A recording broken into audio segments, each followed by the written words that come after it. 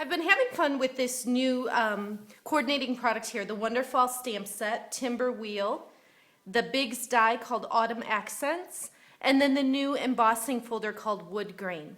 So today I'm going to show you a card that actually just uses these two products here. I'll probably do another video soon with the stamp set here, but for right now, I went ahead and cut out the maple leaf just on very vanilla cardstock. And then I also put some texture on this square of more mustard. So I already added the texture to that. And I want to show you a fun technique today using some re-inkers and a baby wipe. So this is just a paper plate with the baby wipe on here. And I'm going to take some drops of Old Olive and Cajun Craze and more mustard. And then what I'm going to do is use our brayer, our rubber brayer, and I'm going to just go over, whoops, probably shouldn't have had the baby wipe folded. Go over it like this, and then I've got lots of color on the brayer, and I'm just going to wheel right over my leaf. This is definitely a little bit messy, so make sure that your stamping area is prepared for that. You'll definitely want to have scrap paper down. And my leaf is blotchy, and it's kind of neat because you just get such a natural look here. It just looks so much like a real leaf. So I'm just going to go back and forth and go in some different directions, adding color on here. Try to pick up some more of that green and add it over here. And you can just keep playing with it as long as you want to. Now before I add it to my card, what I want to do is give it a little more of a real look by adding some texture to it. So this is the square lattice embossing folder, and I'm going to set it in here and crank it through the Big Shot. Just bring that over. I open up my tabs, set it on one cutting pad, put the other one on top, and then just crank it through.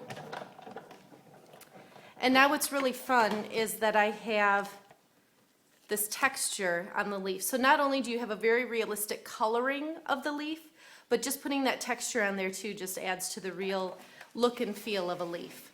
So I'll scoot that aside. And then what I'm going to do is just put a simple card together. This is Old Olive cardstock, fold that in half.